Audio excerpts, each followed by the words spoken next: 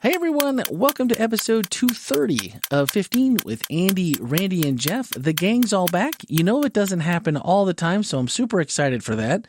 As an oversight from yours truly, though, the phone call that we use to connect ourselves in this COVID era of time is, I'm down to under 20%, so I may come back afterwards and we may lose this halfway through. Who knows? It's just been one of those days where nothing seems to be falling into place. And hey, there's another hurricane or about to be another hurricane in the Gulf. And I read today that, it doesn't officially end the hurricane season until November 30th. And I think we're only one storm short of the record for the busiest hurricane season since 2000 in history. 2005 is apparently the busiest since they've been keeping records. So looks like 2020 going to stay on track and help us break some new records. So that's interesting and fun. And we're all thankful that here in Central Florida, it doesn't appear that we are in the crosshairs of, I think it's Zeta. So I was told today by my teenager that was the seventh letter or the seventh in the Greek alphabet. So I don't know how many there are there. I don't know how many we go. If we exhaust that, then what do we do? I think the Gulf Coast would question your definition of fun. Yeah, exactly. So, who knows where that's going to go. But as we get into this week's message, this was the last one in this series while we wait. Am I correct? No, we have one more. Oh, we have one more. Oh, okay. I thought this was maybe three more. I'm not sure. No.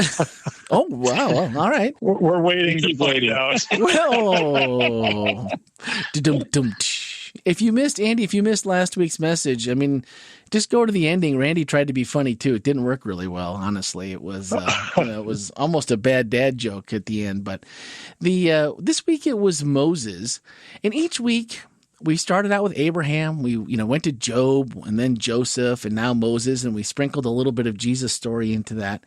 But it seems as though this waiting aspect, well, it's not like we didn't know about it prior to this, like in all of these stories that there was serious waiting involved. But maybe it was just a little undervalued. And it's left me thinking about aspects of, regular life that I consider myself just an average person, regular life. But they experienced this just like we do. Yeah.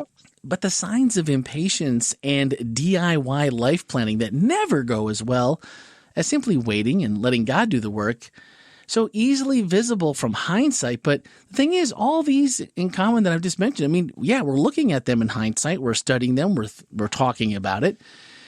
We see God working out details while working around these dubious life choices that they made, all except Jesus, of course. But considering every crystal ball I've ever bought has been a better paperweight than predictor of the future, how do we stay away from these life choices that are made while we wait and just to be patient? The answer can't just simply be we have to have faith until something happens, unless it is. I think we've sort of devalued ordinary life. Maybe COVID will help us value ordinary life again. While we wait. But it's really fascinating when you take the Moses period and just once he leads the children of Israel out of Egypt, there's a 40-year period before he dies. And for 40 years, if you take every, sort of landmark thing that happens between walking out of Egypt and Moses' death, I think you could probably cram them all in a month, easy, Right. So there's a lot of really ordinary, okay, let's pick some more manna up, time to eat. Okay, what are we going to do today? I guess we're going to sweep out the tent. It's just a lot of regular, everyday, ordinary life. And the concept that really, for me, was really fun was the fact that, the whole idea of Jesus spending 4 times as much time in the carpenter shop probably as he did in his public ministry. Yeah. Well, and even for Moses, though, the 40 years before that, he's just a shepherd. Yeah. Right. He's got a family and whatever shepherds did then. It didn't sound just normal work. Just normal work. But like you mentioned, there probably was a ton of time to sit with your thoughts and think and reflect back on the first 40 with what would seemingly then you'd be on the fast track for something pretty cool.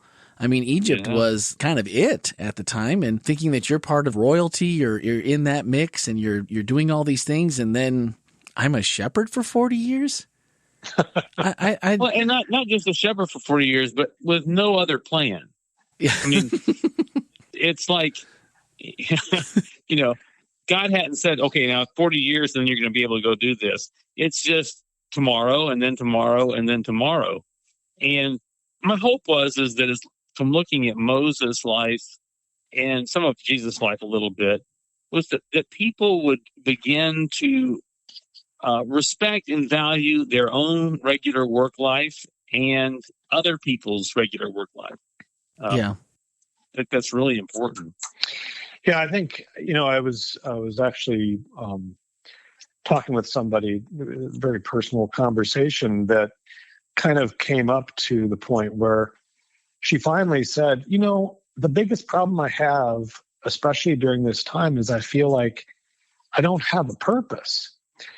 And, and what she was talking was about, and she's extremely busy. She's starting a business. She's in school.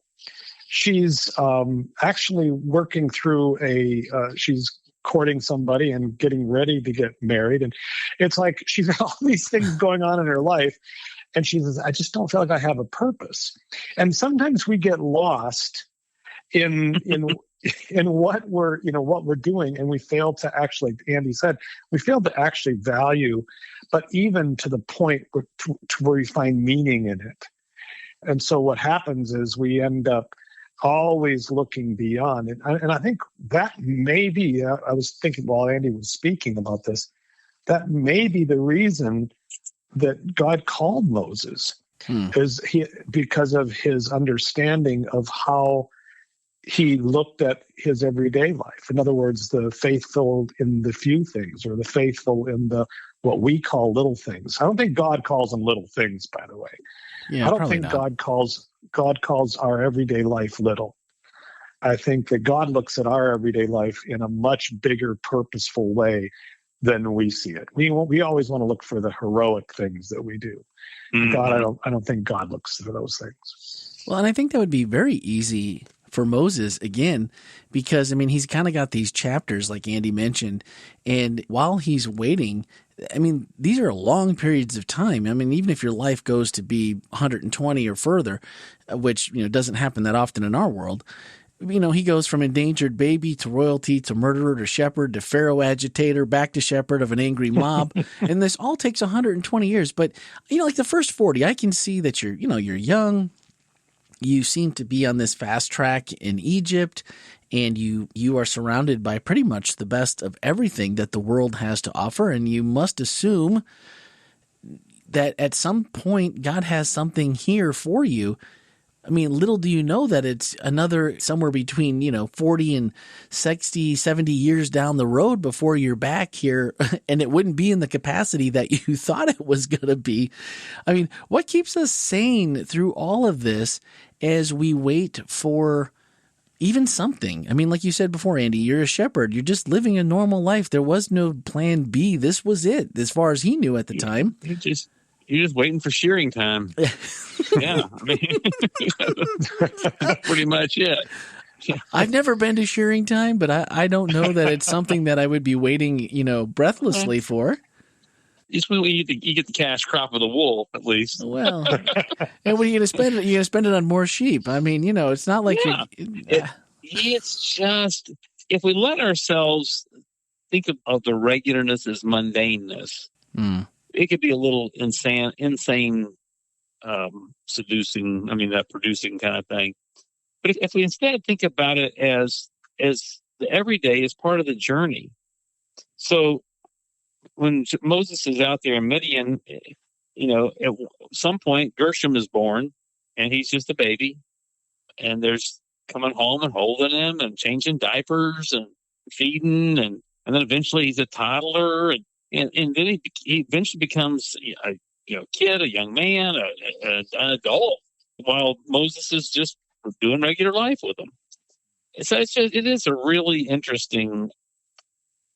I think it's a way of God calling us. If we'll slow down and think about the stories in their totality, I think it's a way of God talking about the value of regular living. Yeah. And it seems like even in our culture now, I'm not sure any of us, well, I'm pretty sure most of us are not equipped in the culture that we live in, where so much is based on how much you do and how busy you can be and how much you can get accomplished and all of these things. And to basically survive 2/3 of our life, I mean, talk about a past midlife crisis. You survive 2/3 of your life before we're finally confirmed in our role for God. I mean, I'm not saying everyone's is going to match that kind of a time frame like it did for Moses. Please, hopefully. But do we make too much of finding our calling? I'm air quoting here. Yeah. This is our calling. Maybe so. You know, I don't know what Jeff thinks, but Yeah, I think maybe so. Because there's other people that are listening in on this conversation, and I'm sure they're going, that's really all there is. And, Sorry to disappoint, guys. But I do think, I don't think we can underestimate the fact that, yes, we always think of our calling as something that is, that we're called to, as opposed to what we're called in. And okay. And so being versus doing. And being. And so when I look at Jesus' life, the carpenter shop, we all, because a lot of people who are listening right now are thinking, wait a minute. You're trying to tell me that those last 3 years of Jesus' life on earth, that all he did was handle 2x4s and, saws and hammers? No, I think in those 30 years, he was watching, he was listening, he was paying attention to not just people around him, because he was truly paying attention to the people around him, but he's also paying attention to himself. And I think we understand that Moses, when he was called to lead the people, it wasn't like God all of a sudden turned him into this gigantic leader.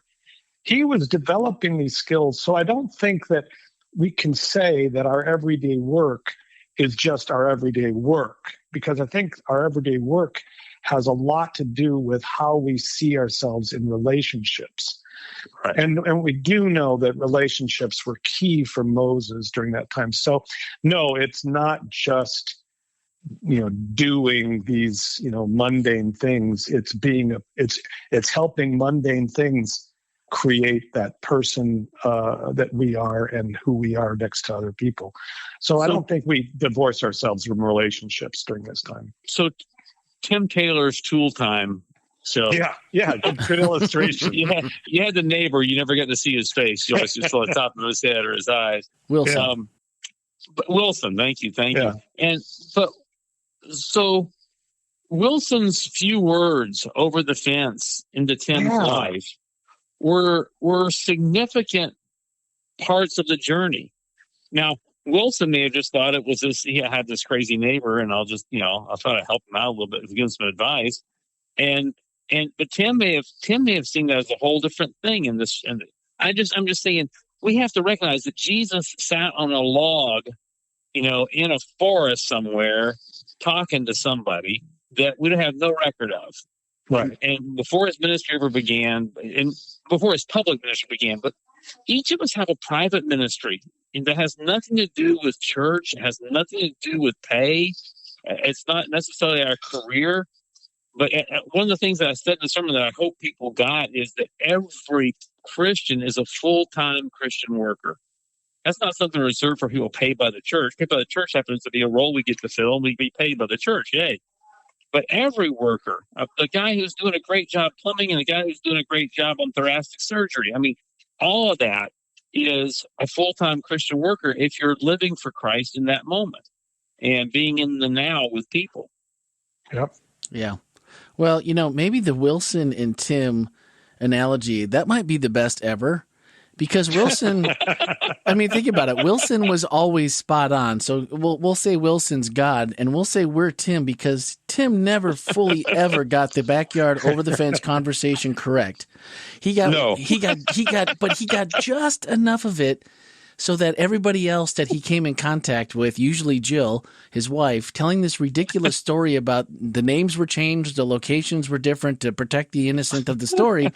But somehow she would figure out, he would learn the lesson he needed to, and she would figure out what he's trying to say.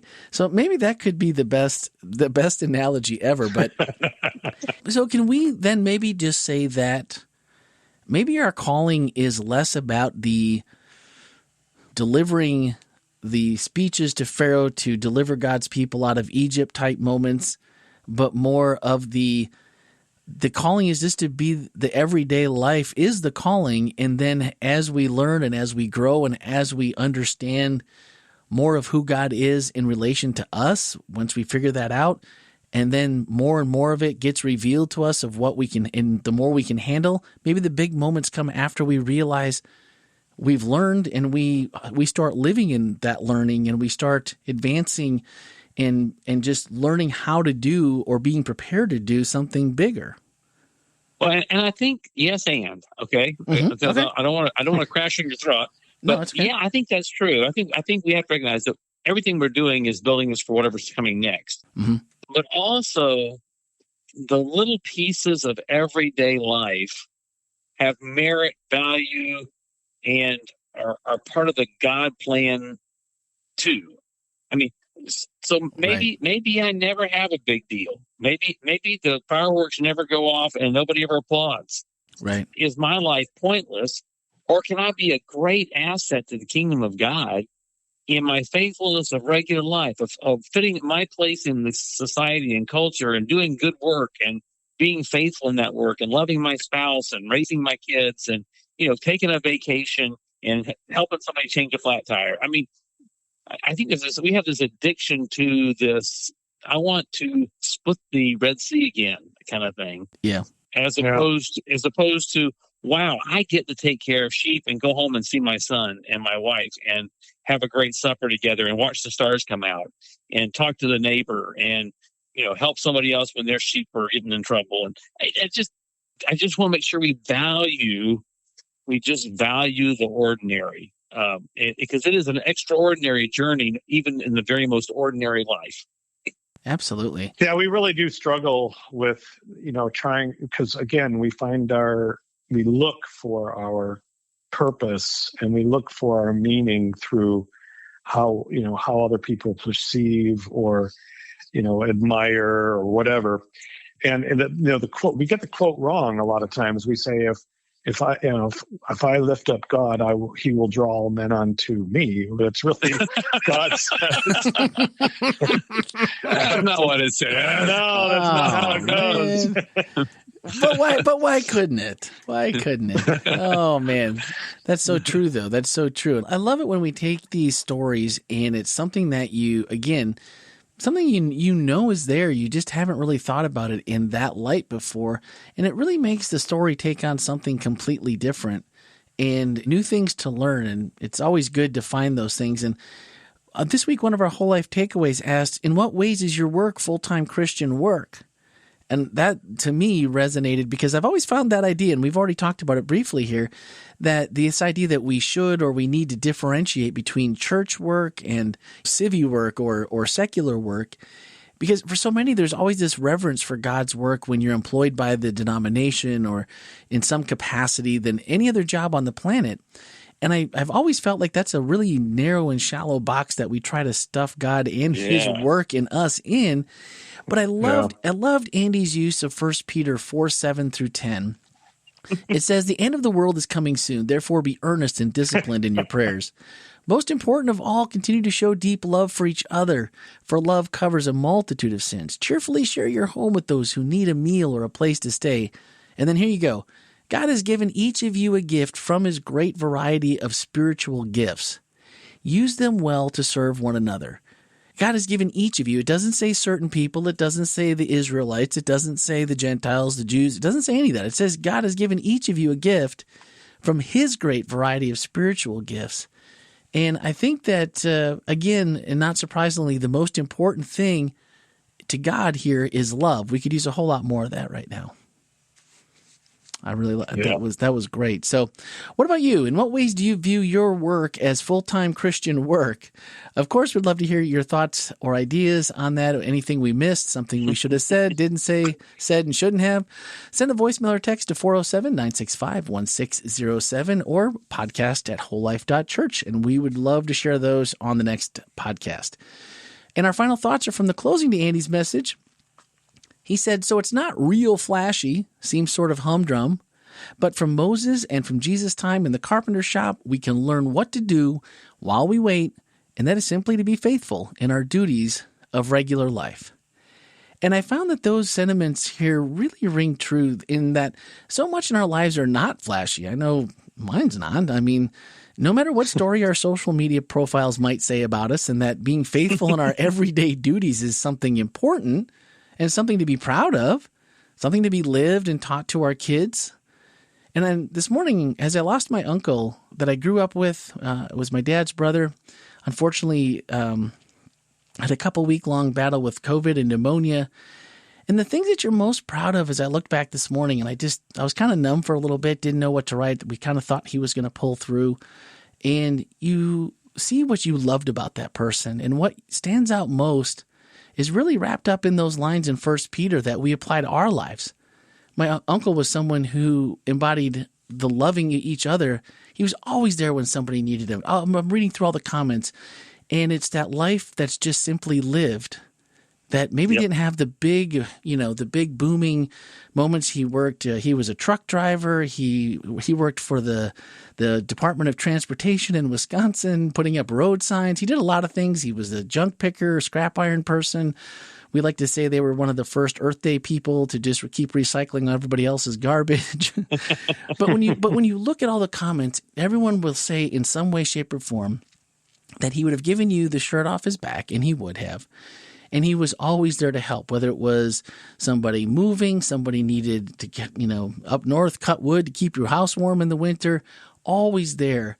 And I just think we should never discount this humdrum and not flashy. And it really, for me, doubled down and really, really hit home this morning as I was thinking about the podcast today and about our message. So don't overlook it. And it's maybe one of the best things that we can hand down to our kids or to learn how to do better was just to to be the best Christ-like person we can be in what we do every single day, no matter what it is. Yeah, that's right. So while I answered my own question, Andy, from earlier, and I went into my email while you were talking, and this week is Daniel. This week's Daniel. Oh, my goodness. Now, how come, every week I just keep thinking that this is the last one for some reason. I haven't checked ahead. And I think, well, we covered all the good ones that had to wait. And then you're like, oh, man, Moses. Oh, man, Job, Daniel. Oh, my goodness. Yeah. So what are we digging into Daniel on? What did Daniel do while he waited? Oh, and he waited a while. And he waited a long time. Yeah. Oh, my goodness. Yep. Daniel, that's a good one. It'll be fun. That's going to be fun. No, I can't wait. All right. Well, that's going to do it for this week. As always, Tuesday evenings is Speaking of Grace right in your podcast player or on our website. And, of course, next Wednesday morning, we'll be back for episode 231. And some Daniel waiting. So, while you wait, maybe go back and check out some past episodes. You've got time. All we do is wait. So thanks for listening. Have a great week.